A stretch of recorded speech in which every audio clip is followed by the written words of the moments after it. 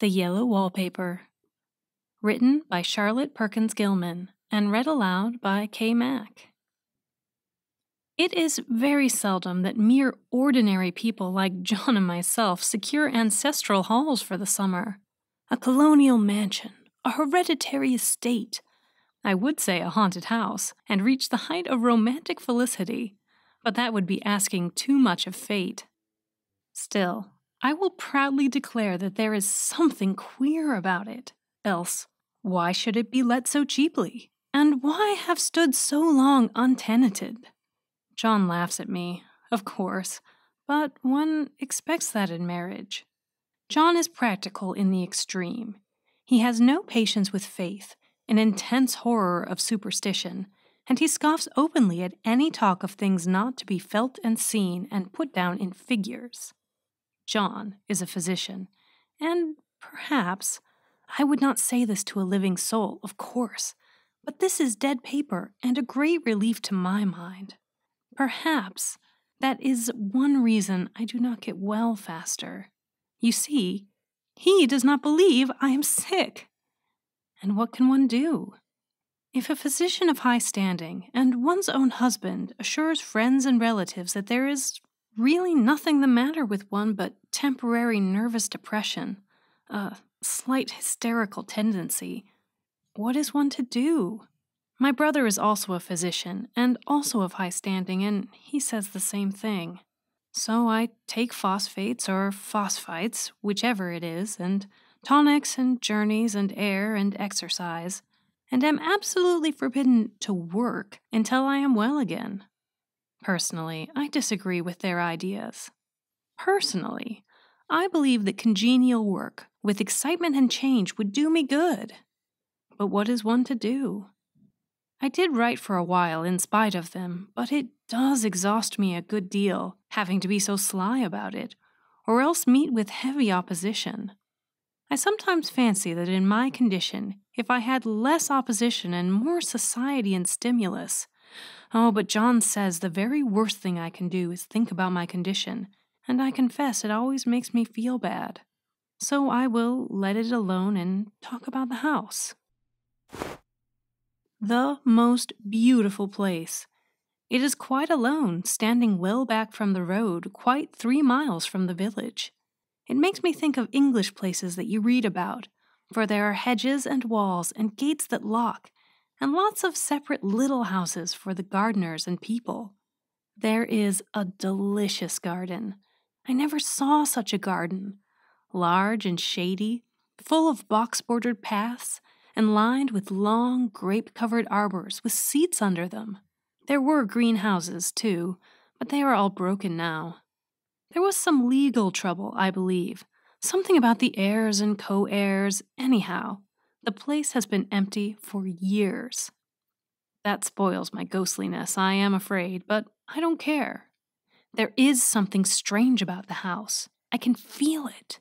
I even said so to John one moonlit evening, but he said that what I felt was a draft and shut the window. I get unreasonably angry with John sometimes. I'm sure I never used to be so sensitive. I think it is due to this nervous condition. But John says if I feel so, I shall neglect proper self-control. So I take pains to control myself, before him at least. And that makes me very tired. I don't like our room a bit. I wanted one downstairs that opened on the piazza and had roses all over the window, and such pretty old-fashioned chintz hangings. But John would not hear of it. He said that there was only one window and not room for 2 beds, and no near room for him if he took another. He is very careful and loving, and hardly lets me stir without special direction. I have a scheduled prescription for each hour in the day. He takes all care for me, and I feel so basely ungrateful not to value it more. He said we came here solely on my account, that I was to have perfect rest and all the air I could get. "Your exercise depends on your strength, my dear," said he, "and your food somewhat on your appetite, but air you can absorb all the time." So we took the nursery, at the top of the house. It is a big, airy room, the whole floor nearly with windows that look all ways and air and sunshine galore. It was a nursery first and then a playground and gymnasium. I should judge, for the windows are barred for little children, and there are rings and things in the walls. The paint and paper look as if a boys' school had used it. It is stripped off, the paper, in great patches all around the head of my bed, about as far as I can reach, and in a great place on the other side of the room, low down. I never saw a worse paper in my life. One of those sprawling, flamboyant patterns committing every artistic sin. It is dull enough to confuse the eye in following, pronounced enough to constantly irritate and provoke study, and when you follow the lame, uncertain curves for a little distance, they suddenly commit suicide, plunge off at outrageous angles, destroy themselves in unheard-of contradictions. The color is repellent, almost revolting, a smoldering, unclean yellow, strangely faded by the slow-turning sunlight. It is a dull yet lurid orange in some places, a sickly sulfur tint in others. No wonder the children hated it. I should hate it myself if I had to live in this room long. There comes John, and I must put this away. He hates to have me write a word. We have been here 2 weeks, and I haven't felt like writing before since that first day. I'm sitting by the window now, up in this atrocious nursery, and there is nothing to hinder my writing as much as I please, save lack of strength. John is away all day, and even some nights when his cases are serious. I'm glad that my case is not serious. But these nervous troubles are dreadfully depressing. John does not know how much I really suffer. He knows there is no reason to suffer, and that satisfies him. Of course, it is only nervousness. It does weigh on me so not to do my duty in any way. I meant to be such a help to John, such a real rest and comfort, and here I am, a comparative burden already. Nobody would believe what an effort it is to do what little I am able, to dress and entertain and order things. It is fortunate Mary is so good with the baby. Such a dear baby. And yet I cannot be with him. It makes me so nervous. I suppose John never was nervous in his life. He laughs at me so about this wallpaper. At first, he meant to repaper the room, but afterwards he said that I was letting it get the better of me, and that nothing was worse for a nervous patient than to give way to such fancies. He said that after the wallpaper was changed, it would be the heavy bedstead, and then the barred windows, and then that gate at the head of the stairs, and so on. "You know this place is doing you good," he said.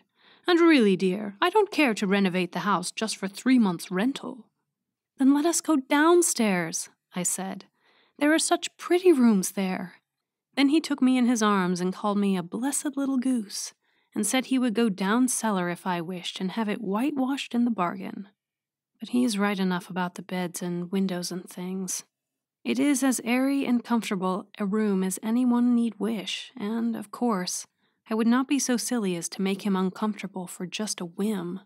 I'm really getting quite fond of the big room. All but that horrid paper. Out of one window I can see the garden, those mysterious, deep-shaded arbors, the riotous old-fashioned flowers, and bushes and gnarly trees. Out another I get a lovely view of the bay and a little private wharf belonging to the estate. There is a beautiful shaded lane that runs down there from the house. I always fancy I see people walking in these numerous paths and arbors, but John has cautioned me not to give way to fancy in the least. He says that with my imaginative power and habit of story-making, a nervous weakness like mine is sure to lead to all manner of excited fancies, and that I ought to use my will and good sense to check the tendency. So I try. I think sometimes that if I were only well enough to write a little, it would relieve the press of ideas and rest me. But I find I get pretty tired when I try. It is so discouraging not to have any advice and companionship about my work. When I get really well, John says we will ask Cousin Henry and Julia down for a long visit, but he says he would as soon put fireworks in my pillowcase as to let me have those stimulating people about now. I wish I could get well faster, but I must not think about that. This paper looks to me as if it knew what a vicious influence it had. There is a recurrent spot where the pattern lolls like a broken neck, and 2 bulbous eyes stare at you upside down. I get positively angry with the impertinence of it and the everlastingness. Up and down and sideways they crawl, and those absurd, unblinking eyes are everywhere. There is one place where two breadths don't match, and the eyes go all up and down the line, one a little higher than the other. I never saw so much expression in an inanimate thing before, and we all know how much expression they have. I used to lie awake as a child and get more entertainment and terror out of blank walls and plain furniture than most children could find in a toy store. I remember what a kindly wink the knobs of our old big bureau used to have, and there was one chair that always seemed like a strong friend. I used to feel that if any of the other things looked too fierce, I could always hop into that chair and be safe. The furniture in this room is no worse than inharmonious, however, for we had to bring it all from downstairs. I suppose when this was used as a playroom, they had to take the nursery things out, and no wonder. I never saw such ravages as the children have made here. The wallpaper, as I said before, is torn off in spots, and it sticketh closer than a brother.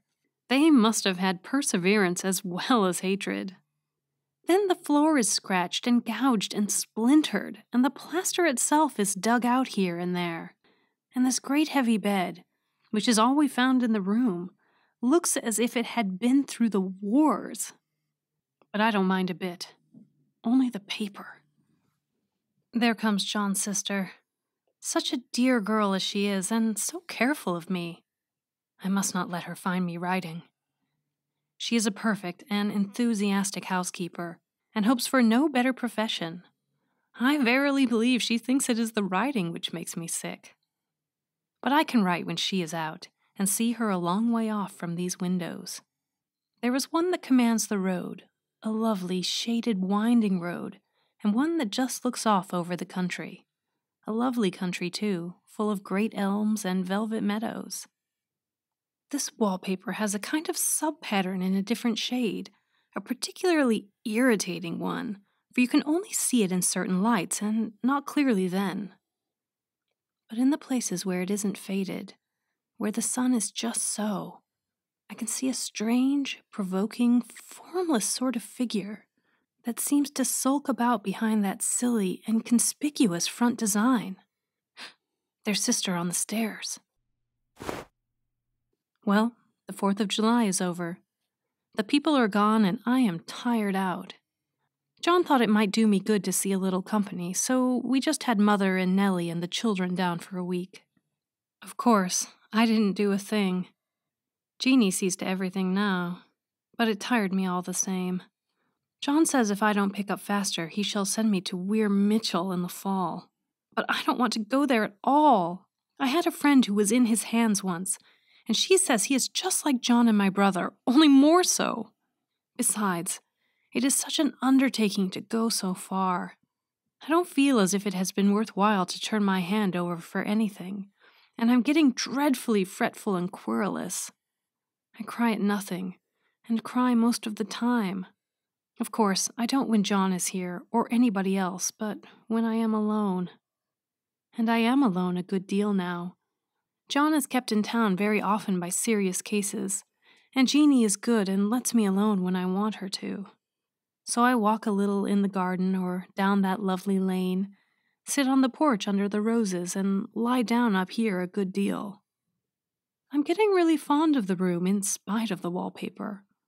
Perhaps because of the wallpaper. It dwells in my mind so. I lie here on this great, immovable bed.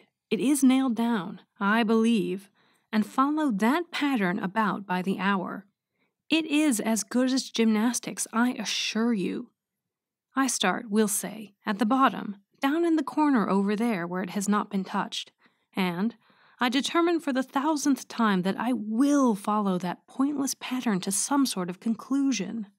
I know a little of the principle of design, and I know this thing was not arranged on any laws of radiation, or alteration, or repetition, or symmetry, or anything else that I have ever heard of.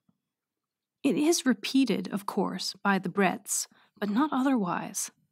Looked at in one way, each breadth stands alone, the bloated curves and flourishes, a kind of debased Romanesque with delirium tremendous, go waddling up and down in isolated columns of fatuity.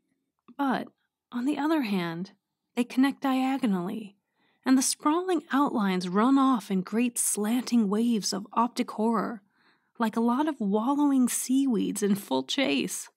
The whole thing goes horizontally, too.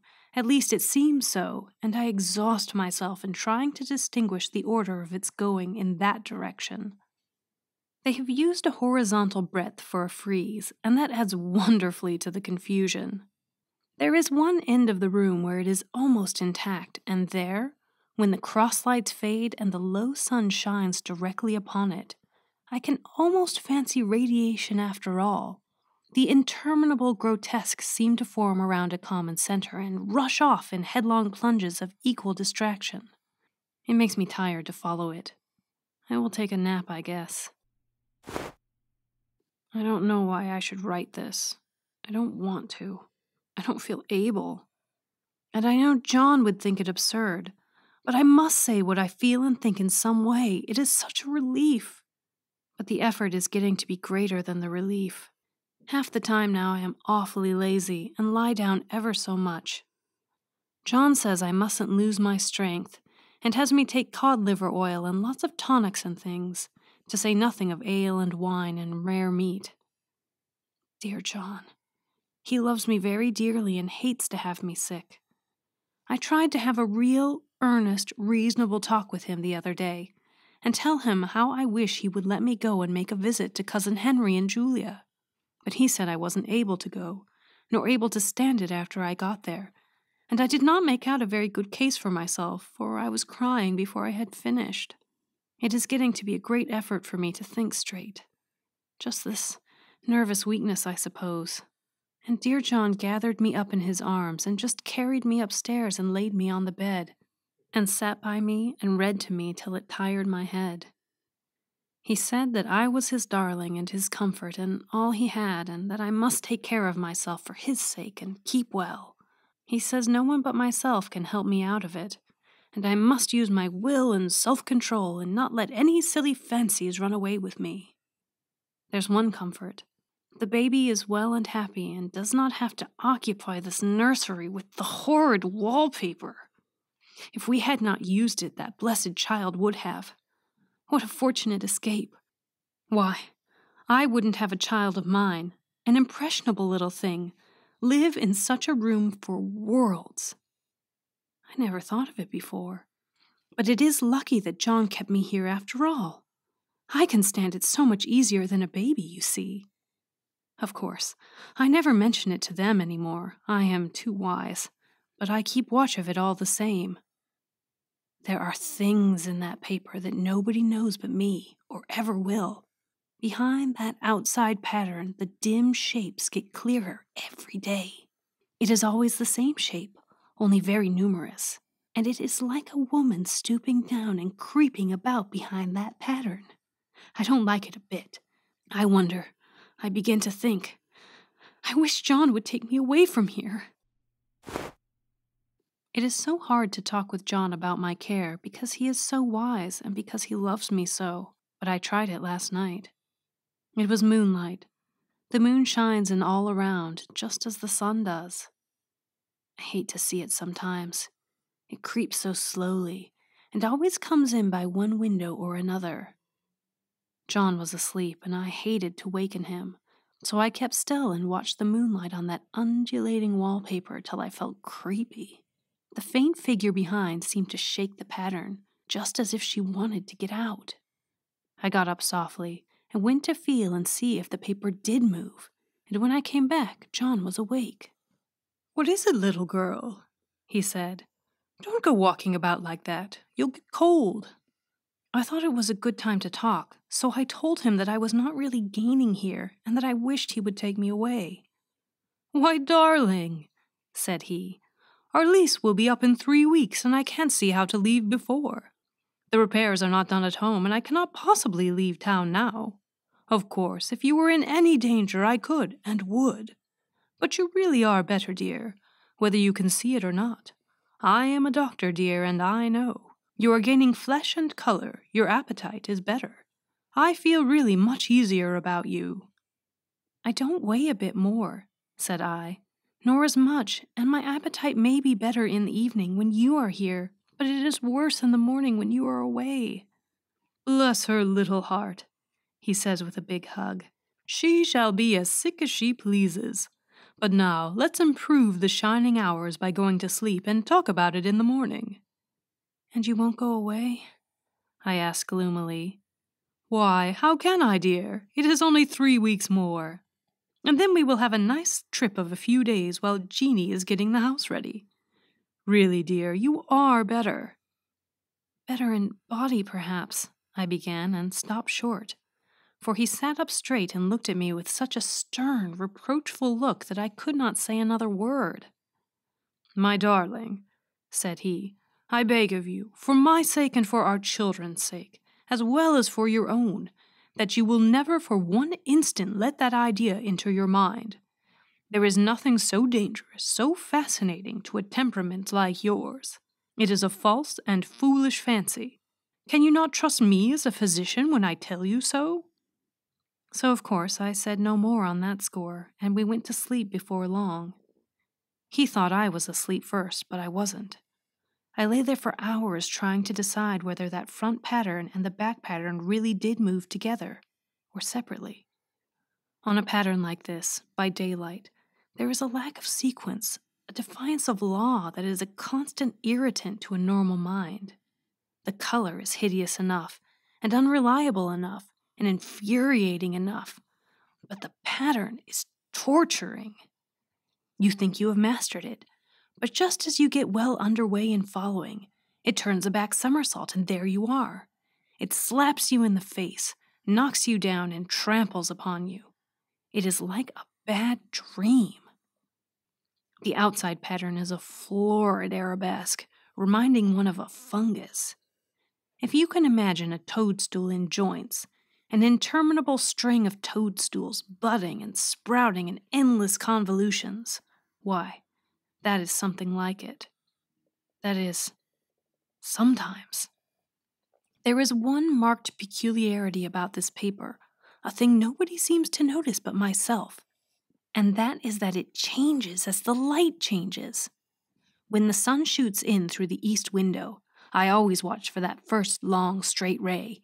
It changes so quickly that I never can quite believe it. That is why I watch it always. By moonlight, the moon shines in all night when there is a moon. I wouldn't know it was the same paper. At night, in any kind of light, in twilight, candlelight, lamplight, and worst of all by moonlight, it becomes bars. The outside pattern, I mean, and the woman behind it is as plain as can be. I didn't realize for a long time what the thing was that showed behind, that dim sub-pattern, but now I am quite sure it is a woman. By daylight, she is subdued, quiet. I fancy it is the pattern that keeps her so still. It is so puzzling. It keeps me quiet by the hour. I lie down ever so much now. John says it is good for me, and to sleep all I can. Indeed, he started the habit by making me lie down for an hour after each meal. It is a very bad habit, I am convinced, for you see, I don't sleep. And that cultivates deceit, for I don't tell them I'm awake. Oh no. The fact is, I'm getting a little afraid of John. He seems very queer sometimes, and even Jeanie has an inexplicable look. It strikes me, occasionally, just as a scientific hypothesis, that perhaps it is the paper. I have watched John when he did not know I was looking, and come into the room suddenly on the most innocent excuses, and I've caught him several times looking at the paper. And Jeanie, too. I caught Jeanie with her hand on it once. She didn't know I was in the room, and when I asked her in a very quiet voice, with the most restrained manner possible, what she was doing with the paper, she turned around as if she had been caught stealing and looked quite angry, and asked me why I should frighten her so. Then she said that the paper stained everything it touched and that she had found yellow smooches on all my clothes and John's, and she wished we would be more careful. Did not that sound innocent? But I know she was studying that pattern, and I am determined that nobody shall find it out but myself. Life is very much more exciting now than it used to be. You see, I have something more to expect, to look forward to watch. I really do eat better, and am more quiet than I was. John is so pleased to see me improve. He laughed a little the other day and said I seemed to be flourishing in spite of my wallpaper. I turned it off with a laugh. I had no intention of telling him it was because of the wallpaper. He would make fun of me. He might even want to take me away. I don't want to leave now until I have found it out. There is a week more, and I think that will be enough. I'm feeling ever so much better. I don't sleep much at night, for it is so interesting to watch developments. But I sleep a good deal in the daytime. In the daytime, it is tiresome and perplexing. There are always new shoots on the fungus, and new shades of yellow all over it. I cannot keep count of them, though I have tried conscientiously. It is the strangest yellow, that wallpaper. It makes me think of all the yellow things I ever saw. Not beautiful ones like buttercups, but old, foul, bad yellow things. But there is something else about that paper. The smell. I noticed it the moment we came into the room, but with so much air and sun it was not bad. Now we have had a week of fog and rain, and whether the windows are open or not, the smell is here. It creeps all over the house. I find it hovering in the dining room, skulking in the parlor, hiding in the hall, lying in wait for me on the stairs. It gets into my hair. Even when I go to ride, if I turn my head suddenly and surprise it, there is that smell. Such a peculiar odor, too. I have spent hours in trying to analyze it, to find out what it smelled like. It is not bad at first and very gentle, but quite the subtlest, most enduring odor I ever met. In this damp weather, it is awful. I wake up in the night and find it hanging over me. It used to disturb me at first. I thought seriously of burning the house to reach the smell. But now I am used to it. The only thing I can think is that it is like the color of the paper. A yellow smell. There is a funny mark on this wall, low down near the mopboard. A streak that runs around the room. It goes behind every piece of furniture except the bed. A long, straight, even smooch, as if it had been rubbed over and over. I wonder how it was done and who did it and what they did it for. Round and round and round, round and round and round. It makes me dizzy. I really have discovered something at last. Through watching so much at night, when it changes so, I have finally found out. The front pattern does move, and no wonder, the woman behind shakes it. Sometimes I think there are a great many women behind, and sometimes only one, and she crawls around fast, and her crawling shakes it all over. Then, in the very bright spots, she keeps still, and in the very shady spots, she takes hold of the bars and shakes them hard. And she is all the time trying to climb through, but nobody could climb through that pattern. It strangles so. I think that is why it has so many heads. They get through, and then the pattern strangles them off and turns them upside down and makes their eyes white. If those heads were covered or taken off, it would not be half so bad.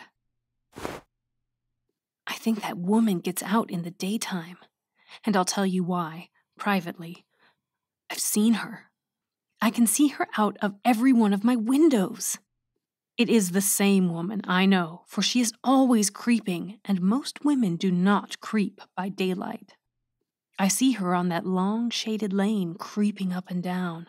I see her in those dark grape arbors, creeping all around the garden. I see her on that long road under the trees, creeping along, and when a carriage comes, she hides under the blackberry vines. I don't blame her a bit. It must be very humiliating to be caught creeping by daylight.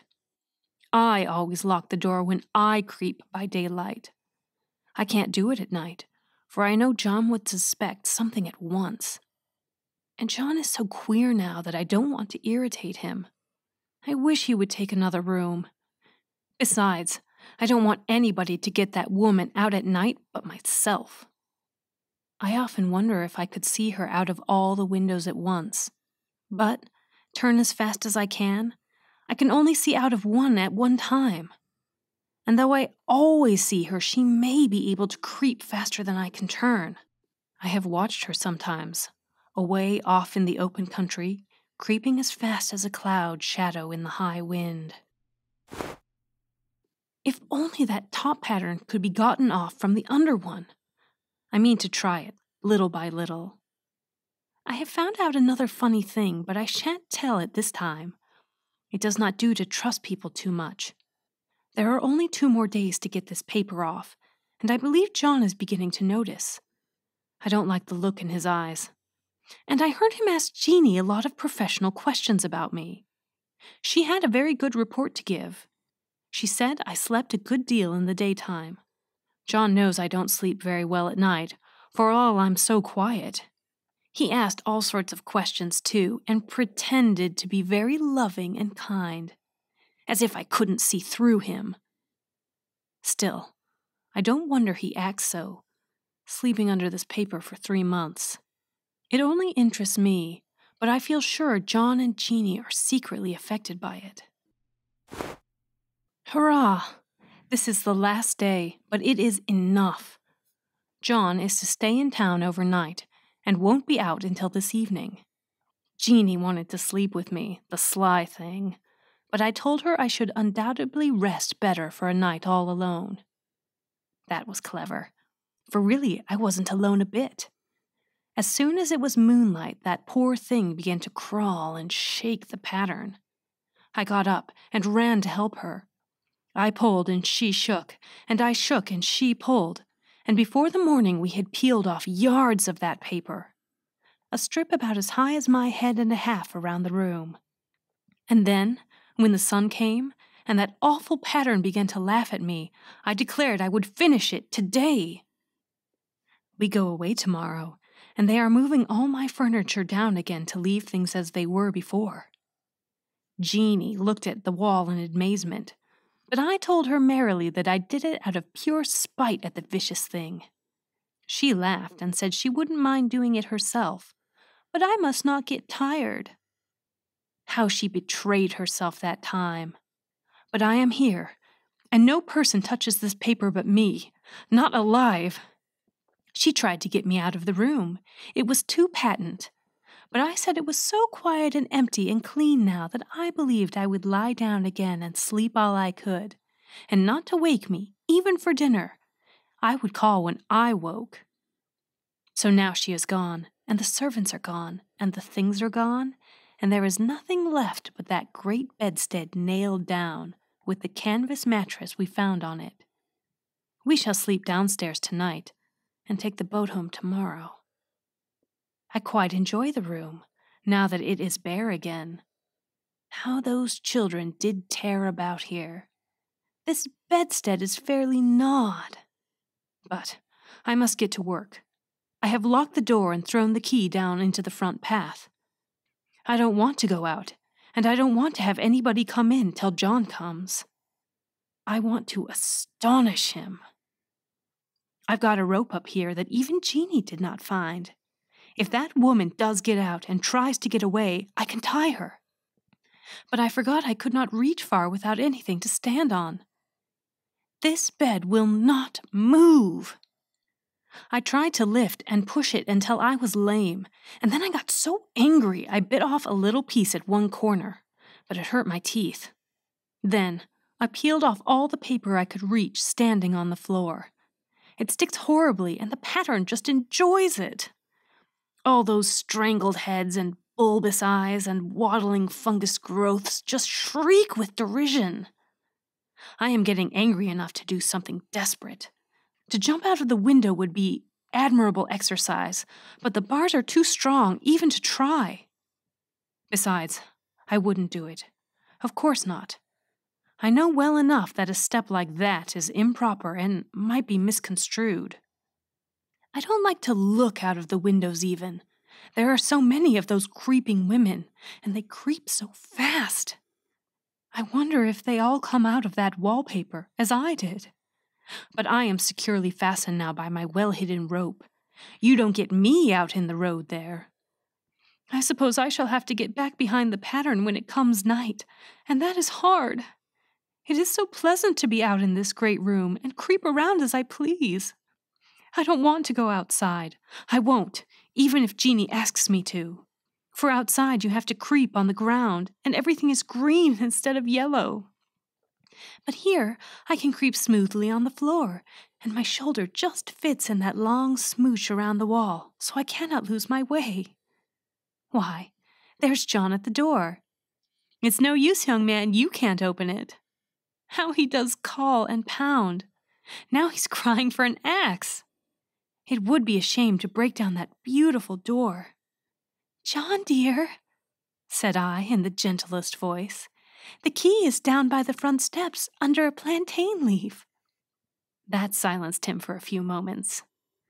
Then he said, very quietly indeed, Open the door, my darling. I can't, said I. The key is down by the front door under a plantain leaf. And then I said it again several times, very gently and slowly, and said it so often that he had to go and see. And he got it, of course, and came in. He stopped short by the door. What is the matter? He cried. For God's sake, what are you doing? I kept on creeping just the same, but I looked at him over my shoulder. I've got out at last, said I, in spite of you and Jane, and I've pulled off most of the paper, so you can't put me back. Now why should that man have fainted? But he did, and right across my path by the wall, so that I had to creep over him every time.